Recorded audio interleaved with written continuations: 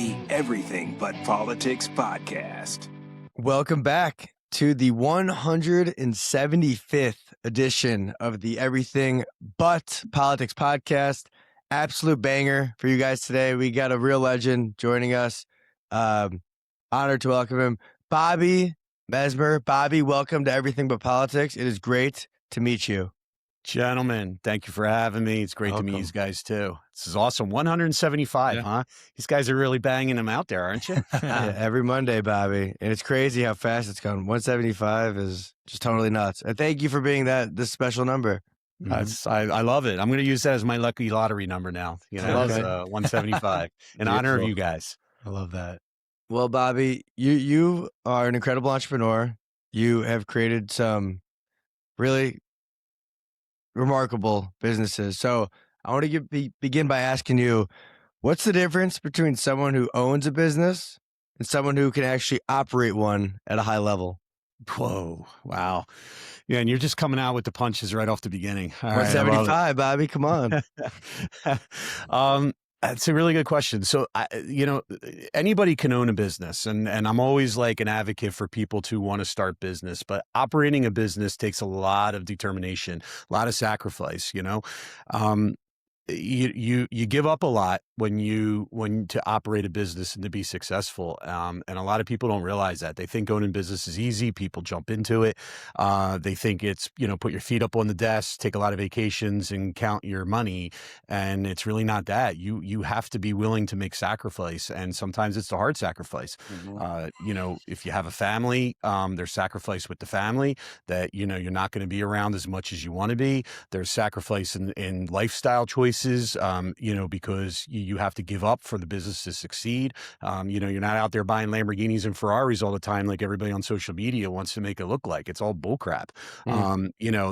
Eventually you get to success, and in that success, you can get to that point if you really want to waste your money on something like that. But that, like operating, you got to know what you're doing. The best operators of business in the world are the guys that started from pushing a broom in a building somewhere and have worked their way up through the businesses. I talk a lot about CEOs out there who are hired CEOs who've never pushed a broom, never did the operational work, never worked their way up, never worked a line.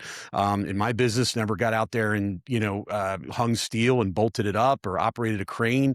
And so that's operating, is knowing every aspect of your business, knowing every aspect of what needs to be done in that business that you're owning and that you're trying to be successful in. Because if you're not, you're going to fail eventually at some point. And Bobby, what does success look like for you now compared to when you first started? What did you think success was to now what you think it is? So when I first started, success was hitting dollar figure milestones, right? Yeah. Hit my first million, hit my 5 million, hit 10 million, and so on and so forth. And that was success. And I was wrong. I'm going to tell you I was wrong. Success is hitting milestones of what I would like to call perfection, being recognized as the best in your business, finding your niche and being the best in that niche where people know who you are and rely on you because of the reputation that you created. That's success.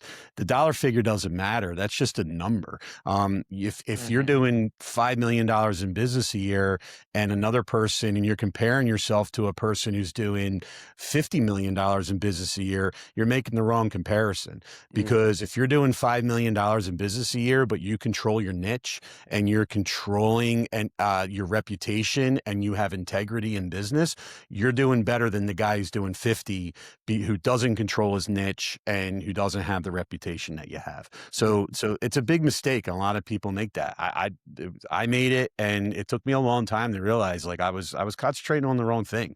The right thing that you got to concentrate on is being the best that you can be for yourself, so you can be the best that you can be for your people and your customers. Love that. Bobby, I appreciate that well thought out answer. Mm-hmm. So we touched briefly on success, and there's going to be a lot more time to cover that. But I want to take a big step back to the South Jersey kid, Bobby Mesmer. What was your upbringing like? It was good. It was good and hard at the same time. My father owned his own business for 40 years, and he was a mason contractor, very successful at it, ran a big business in South Jersey. And so I got to grow up in business and I got to see, firsthand how it was done. Now, some would say like, oh, well, you grew up with a silver spoon in your mouth. Okay. Well, that might partially be true because my father owned his own business, but not necessarily, because he did put me to work when I was 9 years old. I had to go work for his company, making $2 an hour, carrying block, digging footers, learning how to be a man. Like that was the thing. Like, this is what you got to do: learn a trade. If you go to college, great. I'm not forcing you to college. That was their motto to me. But like, if you, but as you're growing up, you're going to learn how to be a man. You're going to learn the trade. You're going to work with your two hands, and you're always going to have something you can fall back on. But my childhood was good. We took a lot of vacations. My parents were together for my whole marriage, or for my whole, childhood, which I think made a difference, in growing up, because I had a mother and a father that, loved me equally, in different capacities. Mothers love their sons a little bit different than fathers love their sons, just like fathers love their daughters differently than mothers love their daughters. Right. So, but, it was grassroots. It was growing up on farms, riding horses, rounding up cattle, and then working my summers and my weekends away to be, to teach me how to be something, whatever that was. And those life lessons, as you grow up like that, it's funny because they teach you what you don't want to be and they teach you what you do want to be, but they also teach you who you are inside. When it's 100 degrees out and you're moving block or mixing cement and you want to quit, you have to really dig deep down inside and know that, like, no, I got to do this. And you figure out who you are as a person real fast, man. This episode of the Everything But Politics podcast is sponsored by Brick House Coffee Co. For all my dark coffee lovers out there, Brick House Coffee has got you covered. Their black is a rich, bold profile for those who enjoy a bold cup with notes of dark chocolate. Get it now at brickhousecoffeeco.com. Now back to the show. When you're that 9-year-old kid and then going forward to your teenage years, was working for your dad and working with your hands, was that something you wanted to do, or is that just kind of what it was? You didn't think of it any other way? At the time, I didn't know at the time I didn't know where I was going. Right. Like, I feel like it was, it was kind of like what I wanted to do, but I didn't want to do it. I just wanted to be a kid. I wanted, I'm at that when I was a teenager, like the video gaming was just coming out, like, but I didn't really have a video game station. So like I was still out on my dirt bike and riding bikes when I could. But as far as the career like side of it, I didn't, it really didn't click to me in my teenage years, until late in my teenage years. And I realized that I wanted to be an architect and an engineer. And that's kind of where I started. So I really went headstrong into that side of the world because buildings and building things made sense to me. God gifted me with the ability to like understand buildings and understand components, and I can break them apart in my mind and I can visualize them. Like, it's funny, I can walk into any building and then you could ask me a month later about the footprint of that building and I can draw you everything about it, like on a plan. Like I can draw you rooms and where they were and how it laid out and everything. And so I knew that from early on. So, coming out of middle school and going into high school years, I really focused on wanting to be an architect and an engineer. And so I drove my focus that way, because it was honorable to work with my hands and work with my back and do what my dad did, but I wanted to try to be different than that. Yeah. And what's funny is here I am, all these years later, and I'm running this company, but at the same time, like I still worked with my two hands, no matter what degree I had. Right. Love that. Yeah. So with the architecture, do you draw with your hands?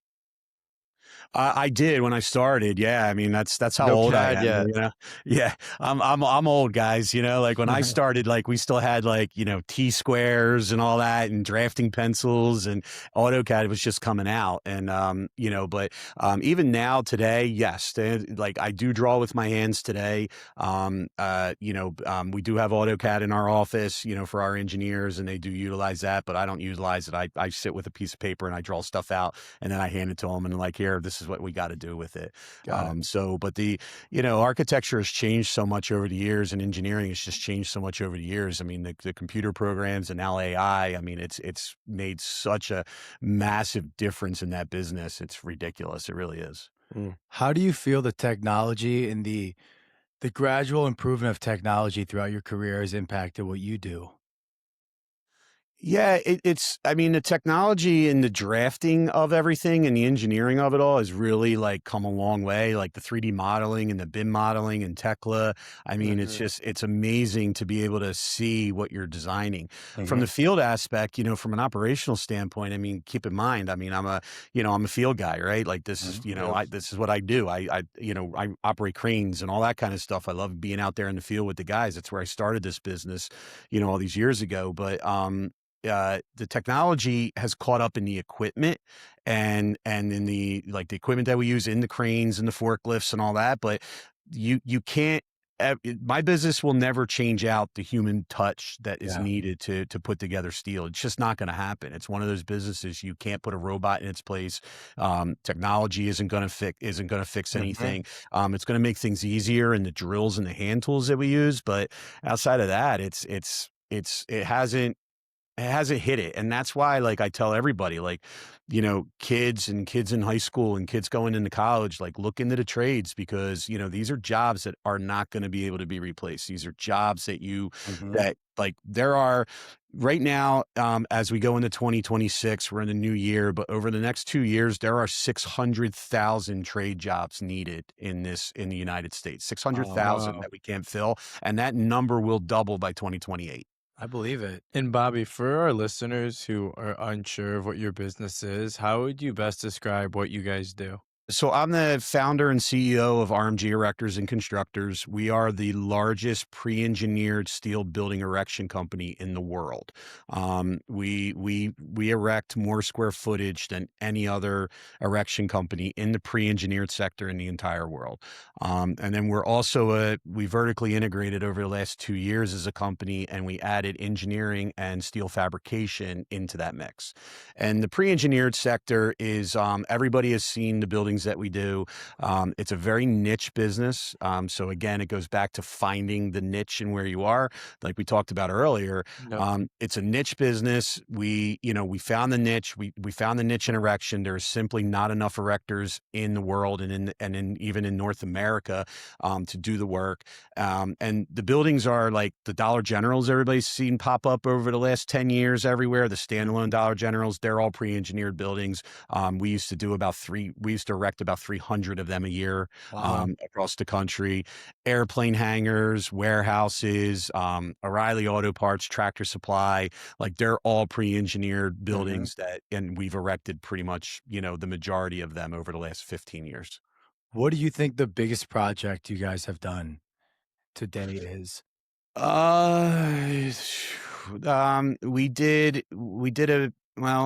Biggest complete project is about 600,000 square feet. It was a big warehouse in Ohio. Wow. That's me. How long does something like that take? That job took us about 3.5 months to do. Now that's saying something. Most other companies would take probably 6-7 months to do that. But we've created processes and systems in our company that allows us to do it in half the time that other people. So we've really changed the fabric of this business and of the erection business. And we're known as the get it done company. Like you need it done quick, and you need it done for the right number. You call RMG and we'll get it done for you. Love that. Beautiful. So, but prior to the inception of your company being founded, what was the light bulb moment that you said to yourself, the marketplace needs this, and I'm going to be the one that creates it? Well, yeah. So when I started this business 26 years ago, I just entered my 26th year in business. Congratulations. Thank you. And and so I started this in 2000, and I started as a general contractor, so I was no different than anybody else, right? So, but I was still trying to find my way. And at that time, I was trying to find niche projects that nobody else would do. And so what happened was, we were doing some federal work, and I was doing an airplane. I got an airplane hangar awarded to me, a federal contract on a military base. And so we went and I bought the building, from a building manufacturer, and I'm looking for an erection company to erect the building for me. And I couldn't find anybody. And I'm like, this can't be this difficult. Like, so I ended up like, the light bulb there went off. It was like, I always had my own self-perform crews. So I always had people working for me doing like miscellaneous, like drywall and metal stud framing and all that kind of stuff. So I put together a crew of my guys, and I said, guys, we're going to go erect steel building. And they looked at me like I had 6 heads. And I'm like, no, come on. We can do this. And we went out there and we did it. And it was like, and to me, I stood back after I was done and I was like, that's it. Like, I can't find somebody to do this job. Like, what's the problem here? What am I missing? And so then there was another airplane hangar on the same base that came out to bid. I bid it. I lost it to a competitor. But the competitor ended up calling me and said, like, hey, who did you get to erect the other hangar? Because I can't find anybody to erect the building. And so I was like, well, I did it. And he goes, well, can I pay you to erect this for me? So he paid me as a competitor to erect the building for them. And that's the light bulb moment where I'm like, Wow. there's something here. Like, I'm like, what am I missing? So I did a little bit of research and I realized what the industry was, where it was growing into, and the lack of people in the industry. And I just went full blast into it. I was like, you know what? Fuck it, man. Like, we're going for it, Love that. Did you bid those on FedBiz Ops? Probably. I probably pulled the solicitations off of there. Yeah, at some point. We just learned all about FedBiz Ops on this past episode. So that's so funny. So you do that, and then prior to this, do you have any entrepreneurial experience? No, I mean, besides, growing up in the business that my father had, prior to starting my business, I worked for somebody right out of college. I went to work for a national senior care company, handling their project design and construction management. So I did that for like 4 years. And then when I left there, I was like, well, I got to do something. So I started my own business, and I just, and to be honest with you, I fumbled through it. I learned by trial and error and making mistakes and, listening to people and trying to surround myself with people that were in business and listening to what they talked about and asking questions. That's one big thing. I asked them a lot of questions like, why did you do that? Or why didn't you do that? Or why did you make that decision? And to understand what the thought process was to be a business owner, because you just don't know. Nobody does. I do believe that people have a knack for operating business. Like, there's something inside of different people where they can operate business and some people just can't, but you don't go into it knowing everything, and there's so much to learn. What's up, guys? One podcast, one song every week. Podcast on Mondays, music on Fridays. Check it out. I feel like the most common characteristic for people who have been successful in life, however they define it, is that they all lean into their curiosity. Like you said, you ask questions, you wanted to know. And the people that don't ask questions, they won't get answers. And I feel like, I'm sure you feel the same way. Like, growing up, you were just figuring it out. You ask enough questions, you learn enough, and eventually you become successful. Do you feel that to be true? Yeah, I do think that's true. I think that's a good assessment of the situation. And like, the one thing is that I'll add to it that true entrepreneurs don't,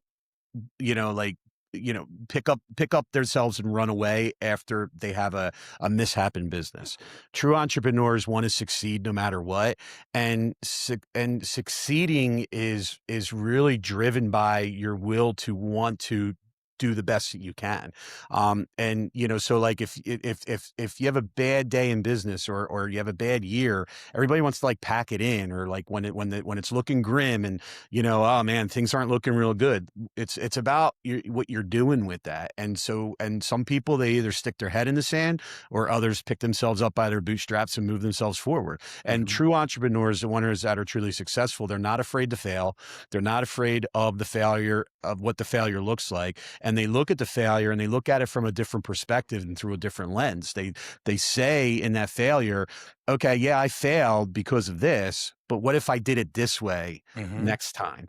And, and they learn from it and they take it and they improve upon it and they just keep going. And that's the key, man. You gotta, for everybody out there that, like, listen, I failed 1,000,000 times. I'm going to tell you that. Like, I mean, I've made bad business decisions. I've done that. I still make them to this day, but I learn from it and I look at it through a different lens. And I say to myself, okay, what did I learn from it? What am I going to do different? And how do I move this forward? And I have the willingness to drive it forward. And you can't quit. And it's not just in business, that's in life, like that's how do you going to contribute your life?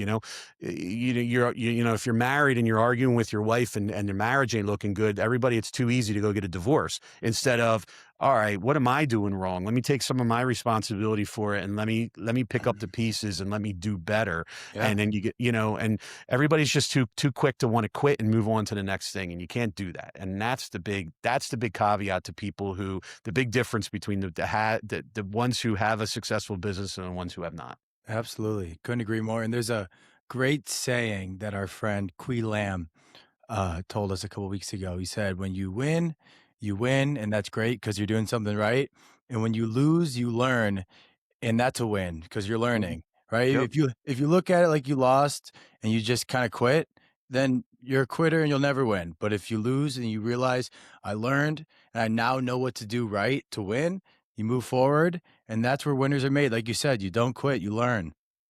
Yeah, I can't echo that enough. I mean, everybody laughs at it and it's such a cliche, but like Thomas Edison, failed failed 99 times or whatever it was, or 900 times to make a light bulb. And what was his famous saying? I learned 99 times how not to make a light bulb, until I learned the right way. I mean, it doesn't get much more simpler than that, it's, and we forget, we get so caught up in life, we forget like human nature, right? Like, how did you learn to walk? You got up after crawling as a baby, you got up and you fell probably a bazillion times before you actually learned to keep your balance and walk. You were failing at walking, but you were learning what not to do in order to do the right thing, which is walk. Like, why do we forget that? And why don't we just dumb it down to the simplest of nature of who we are and say, I am made to fail, but it's about what I do with that failure that's going to propel me forward or hold me back and hold me right here where I'm at. Absolutely. It's like forged by fire, diamonds are made under pressure. You can't not go through something and think you're gonna just quit. Like, if you go through something difficult, you have to use that to get stronger and strengthen you. Just like lifting weights. Like, it might hurt you and might feel like you're injuring yourself, but you're gonna feel and come back later stronger. Yep. No, I totally agree. It's we're in a society right now where we're too caught up on the success, and everybody wants to measure everybody through the success, and really you got to get down to the grassroots of it. Like are they really successful, number one, and what did they do to get there? And because that's going to show you truly how successful they are. There's that kid that walks around and interviews the millionaires, right? And like, it's funny because if you watch those videos, all the millionaires that he's interviewing, every single one of them pushes aside their success and talks about their failures. Every single successful person. Use that, like, watch it. It's a common denominator in those videos of these truly successful people. And that's what it is, because you get to a point where, again, and you asked the question earlier, like, success isn't measured by how much money's in my bank account. It's irrelevant. It doesn't matter how big my company is or how many employees I have. It's measured by how strong of a backbone of a company do I have? How strong are the people? And are we learning every day? And what are the procedures that we're putting in place that keep us strong as a company, where people want to continuously come back to us and work with us, as opposed to a one and done situation. Yeah, so that's the baseline that you got to set for yourself. But another thing I've come across, as we've been fortunate to talk to a lot of men like yourself, like successful entrepreneurs, winners, the main component, like, I feel like, is just effort, right? Sustained effort over a long period of time. And then success ultimately being improvement and outlasting everyone else. Agreed. Agreed. Again, we live in a society of instant gratification. Yeah. Everybody wants it tomorrow, or actually right now, and um, it takes time. It takes time, and nobody wants to put in that time. And I think that's why, there's a lot of millionaires out there, but the millionaires are becoming the common denominator. How many tens of millionaires are there? People that are worth the 8, 9, 10 figures. And so at the end of the day, you have to put in the effort, and it takes time. And you know, you can't, it goes back to not quitting, because everybody's like, oh, it's taken me 2 years and I haven't grown my company. And then now they want to, I'm just going to quit because I'm not getting to where I want to be. Well, all right, well, hold on a second. So like when I do some coaching of people and some CEOs, and I do a lot of, public speaking, to business people and all. And I say to them all the time, I'm like, well, hold on a second. Like how much effort are you putting in? And how long you've been doing this? Oh, I've been doing it for 12 months. That's not long enough. Like it takes you 3 years to get your business to a point of sustainability, let alone making money. Right. And what's happening is people are starting business, and they do $1 million in business a year, but they pay themselves $150,000 salary. Well, like I could tell you all the times I didn't take a salary because it was more important to leave the money in the company, because the company is the catalyst for everything else. And so like, it's just bad mindset, but like, but everybody struggles with that because they want it tomorrow. Yeah, absolutely. If I asked one of your employees, what do you think of Bobby? What would they say? He's a dick. Nah, that's a good question. I think it's more that I would believe that they would say that I'm an honest guy, but I'm a very tough guy. Like I'm tough, I'm honest, but I have integrity, and I lead with integrity. And I think that that's what matters. So that's what I would hope that they say. But they might go back to say I'm a dick. You know what I mean? I guess it depends on the day. You know what I mean? And how many employees do you have? We're up over 150 right now. Wow. Yeah, That's so pretty incredible, we got Bobby. yeah, it's a lot, and but it's good, and we're still growing. So which is funny. We'll probably be up over 200 by the end of this year. Congrats. Wonderful. Love to hear that. What's your favorite thing about doing what you do? So the number one favorite thing is the gratification that when I show up to a plot of land that's ready for us to put a steel building up, that I walk away and I created a tangible, living, breathing thing. Okay. That you can't take that away. Like I love driving down the road. It makes my kids and my wife sick sometimes, because I'm like, yeah, I built that building. Yeah, I built that building. Yeah, I did this one.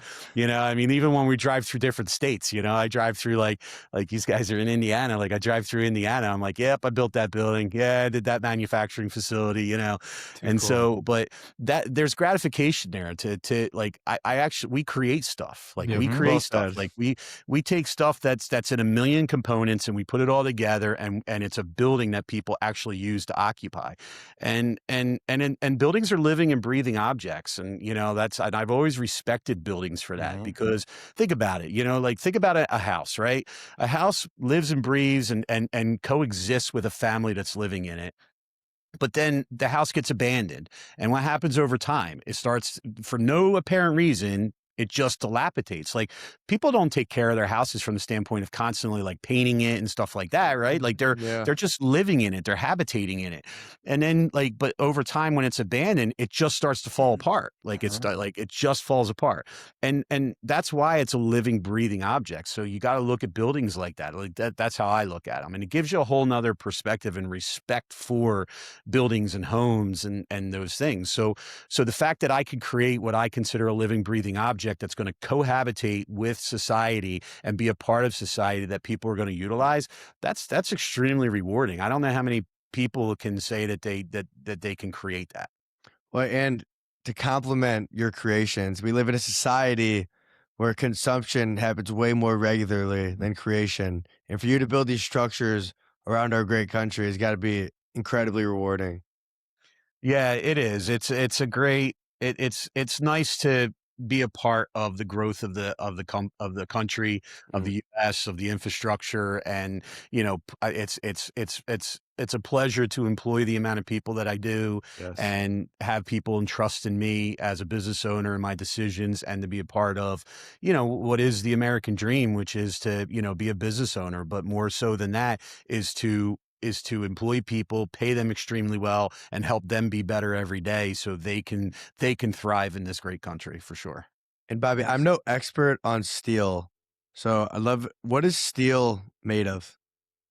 So steel is a so heavy steel is made of iron ore, okay, which is a mineral from the earth, and then that iron ore gets blended through melting pots with other types of metal products. So whether it's copper, aluminum, all those kind of minerals, right? So that's what steel is made of, and then you get into and that basically gets melted down, formed into different pieces, and then those pieces get sent out to what they call the manufacturers or the fabricators, and the fabricators put them into make them into a steel beam or a steel rafter or whatever component is needed. And we're plentiful here in the U.S. where we have iron ore here, and we mine that, and so that's why we have all the steel mills that we have. That's why Carnegie was so big in the steel business, U.S. Steel, Nucor, all those companies. You guys are in Indiana. There's multiple Nucor facilities there right around where you guys are at. Yeah. That's why it's so plentiful, is because of the iron ore that we have here. Where we lack in the steel business is in what they call the light metal minerals, which is your coppers and your aluminums, which is in a lot of your light gauge steels. So like your metal panels, your metal roofing, your tin cans, like we have to import all of that product, those minerals, because like China's very mineral rich in that. Venezuela is mineral rich in that. Brazil is mineral rich in that. So we have to import all of that stuff, for all the light gauge metals. They make up in the heavy iron, they make up a very small percentage, normally about 10% of the iron that's being made for the heavy steel. But obviously they're a much bigger component in all of the sheet metal type of products, that are used in the world. So interesting. So, like I said before we started recording, we're in Northwest Indiana, major steel hub with Gary, Whiting, and Hammond, Indiana. Cities like Pittsburgh, I think Detroit as well. Why are these cities, why are they such steel hubs? That's a good question. I don't know that I have an answer to that question. I think it's just kind of like where things ended up. Like when Carnegie was controlling it all, it kind of became like, Carnegie's first steel plant was actually in Pittsburgh, if I remember correctly, Okay. if I have my history correct. So I'm sure 1,000 people are probably going to go on this, when you post it and be like, Bob's an idiot, he's wrong, but I believe it was in Pittsburgh, and it just kind of created that. And then, you created hubs where industry was, right? So, Ford and GM, Yes.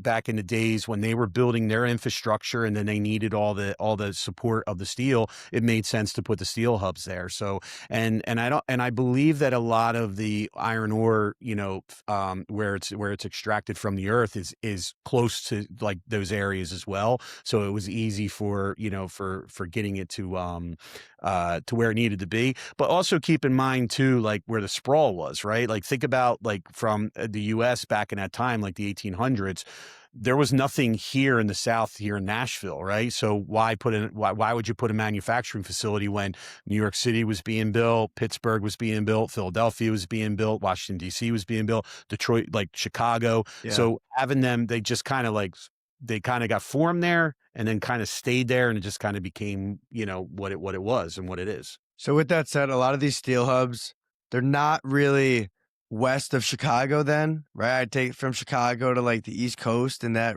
ballpark range.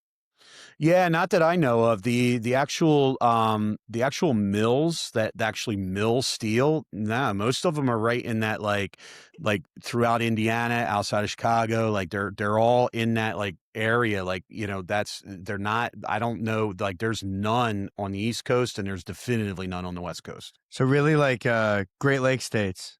Yeah, yeah, kind of in the Great Lakes states. Yep. Got it. And Okay. how did you find yourself in Tennessee? Yeah. So, truthful answer, so, not being political about it, but COVID, Oh, yeah, understand. my wife was an educator, for 15 years. And, when COVID hit, New Jersey was shut down because I'm originally from New Jersey, South Yep. Jersey, just outside of Philly, obviously. The shutdowns were just so aggressive, and I was traveling for work, and I'm, like I remember being in Kentucky and Indiana during COVID, and bars are open, restaurants are open, kids are still in school. It was like that down here in Tennessee. And so my wife's sister and her family had moved down here a couple years prior. And so my wife was like, we need to move. And I said, all right, well, where do you want to go? And she's like, let's go move down by my sister. And that's what we did. And we still have a presence in New Jersey. We still have our house there. I have a big office hub there, which is our original office, when we started the business. So that's still there.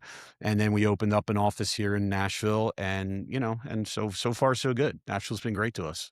Yeah, beautiful. We were fortunate to be in open states throughout that time period, being Indiana and Florida. So I could only imagine the chaos being in New Jersey brought to you and your business. It was, I mean, we kept moving with business, and we made it like our office there. Like I said to everybody, you can come in or you can work from home, and everybody in the office chose to come in. So, and we didn't do all like the testing that the state tried to mandate. We were like, nah, you want to sanction me? I don't care. Like I'm not violating the rights of my employees, with this nonsense. If they feel sick, stay home, like, and so it was bad. Like I will tell you, like without getting into it too much, it was really, really aggressively bad in New York, New Jersey, and in, in some of these states, it was bad. So I'm so happy that you brought that up. So the fact that your employees came in by choice, so that tells me a lot about your company's culture. What have you done to create such a strong culture amongst your employees and kind of be a true leader? I think, number one, I think it's just being myself and not trying to be anything else that I'm not. Um, you know, I believing in my employees. I believe in each and every one of them. And my goal is to make them the best that they can be for themselves first.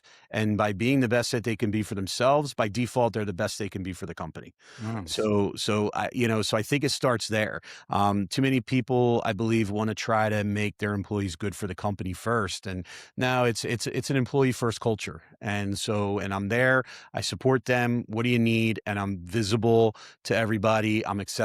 I'm not like, no, I'm too busy right now. Like, so I think just that alone creates a culture. And my wife tells me too that she always says to me, like, I have an energy about me. So like when I'm in the offices, the energy, radiates to people, and they feel it, and they feel my vibe, because I'm generally happy. I'm generally in a good mood, and I'm excited to do what we're doing every day.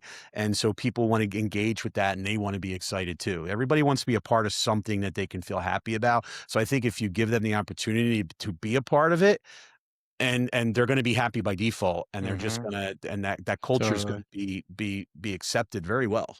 Beautiful. Yeah. Yeah, I could sense that energy being a couple, 1,000 miles away or something like that on this video call. It's radiating off yeah. on you. It's oozing Yeah. out. I appreciate you bringing it. And in addition to that leadership, you're also a father of 2 boys. What's the difference in leading a company versus leading 2 young men? Ooh, I can beat my sons. I can't beat my employees now. It's I think it kind of comes together the same. I think, in some cases, as a leader of a company, you're kind of parenting, your employees a little bit. And I think that, in being a parent to my boys, I mean, they're, my one son's 21, my other one's 18 now. One's in college. The other one just graduated high school and is getting ready to go to college. And, raising kids ain't easy. I actually recall apologizing to my father for the way I was when I was a kid, after my sons got to a certain age, because it's hard. It's hard. And, but you know, you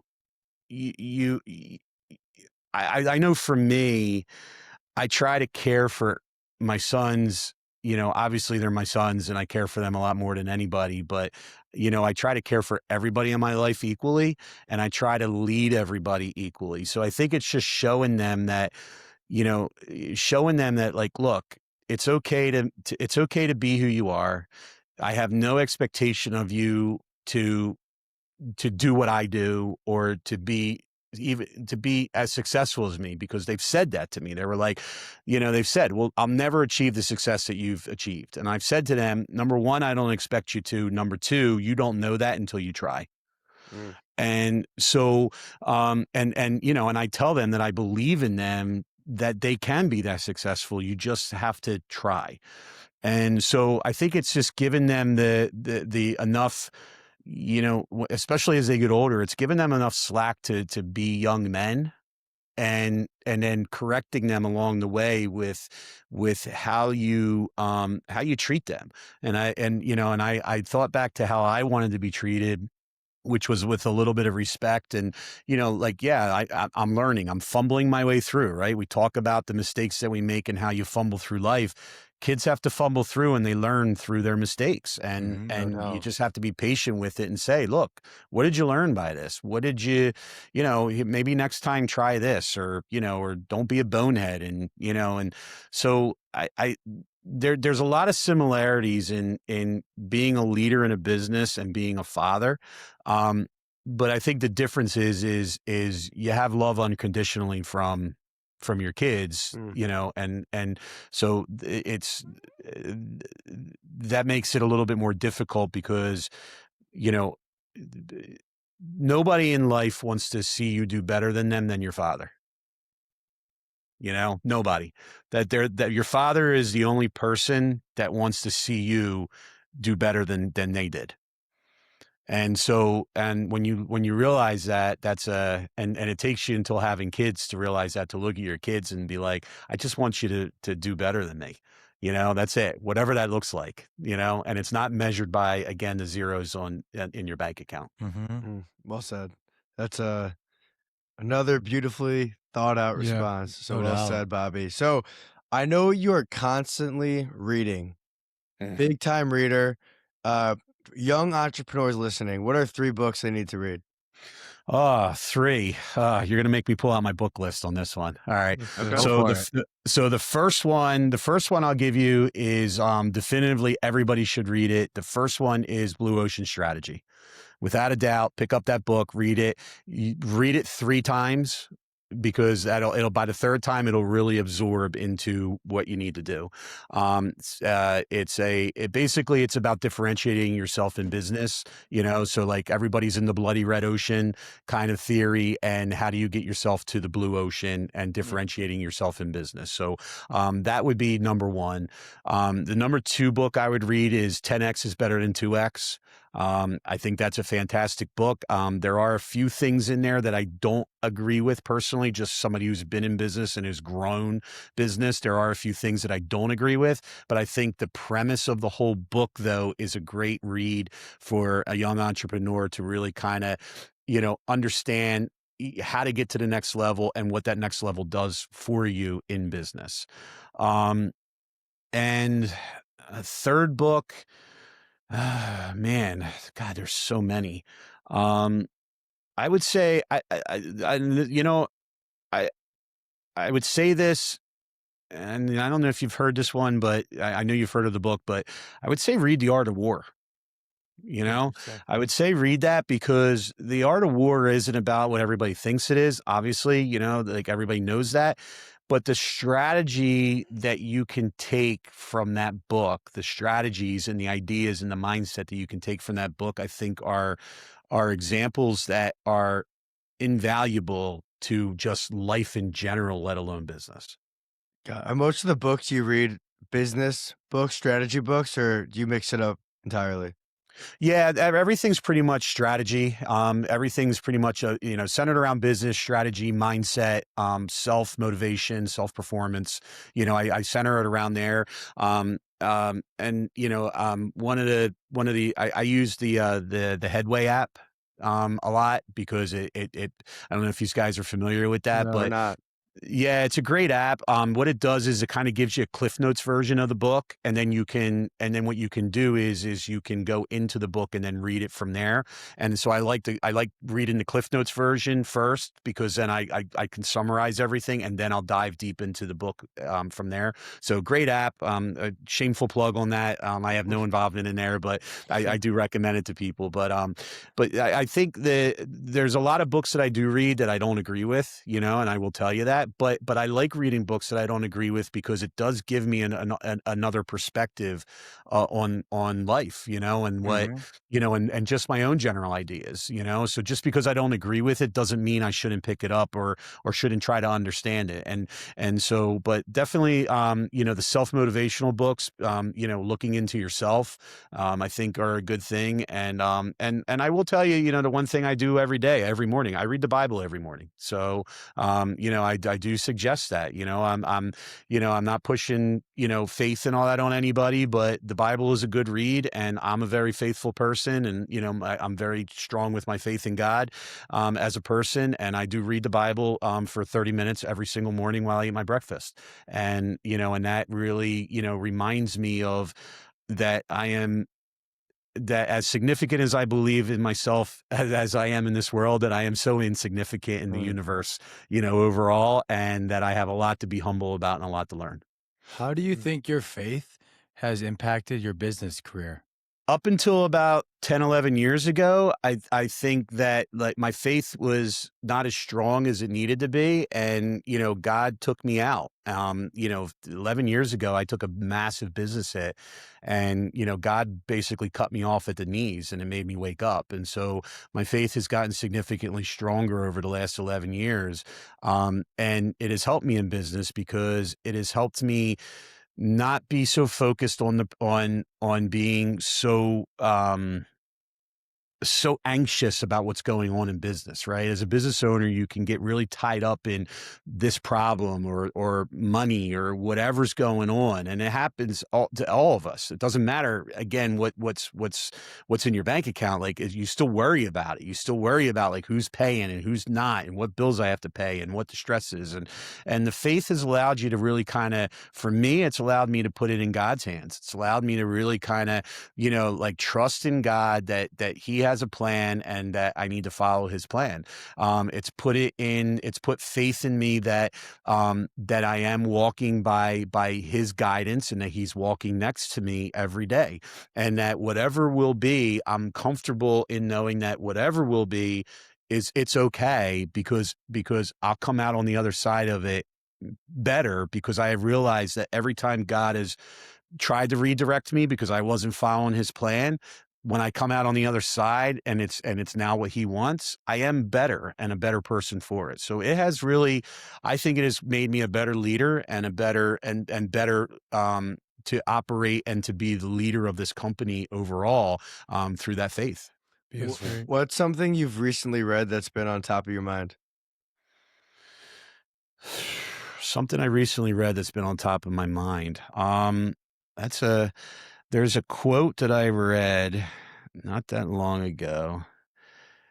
So I'm going to read this to you guys. So Please. if you're going to overthink, at least overthink all the ways it could work out in your favor, the best case scenario, and every version of your life that turns out better than expected. That sits on my mind a lot. I mean, that's pretty deep. And it sits on my mind a lot because I overthink just like everybody else.